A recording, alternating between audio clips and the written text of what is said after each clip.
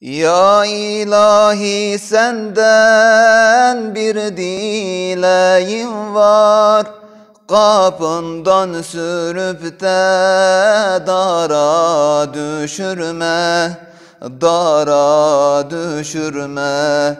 Öter bülbüllerin ahu can kuşu, maksudu giryana hara düşürme. Öter bülbüllerin ahu can kuşu, maksudu giryara hara düşürme.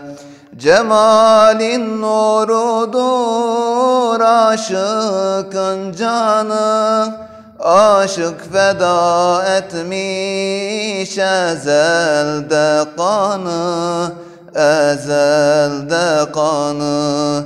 Ey bu can mülkünden ruhun sultanı, aşkından başka bir hara düşürme.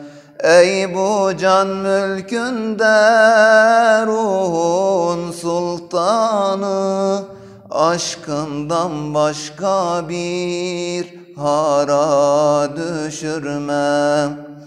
Kadir Mevlam ateş olma özüme, dünya malı görünmüyor gözüme, ah bu gözüme.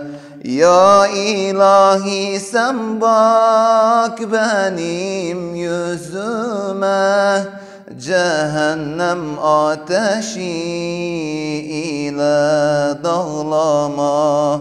Ya ilahi sen bak benim yüzüme, cehennem ateşi ile dağlama.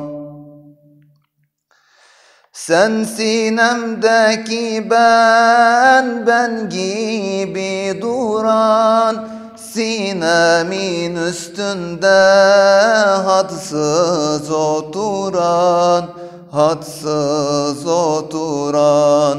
Ey gönlümü yakıp kalbimi bilen, derdimi dermansız hale düşürme. Ey gönlümü yakıp kalbimi bilen, derdimi dermansız hala düşürme.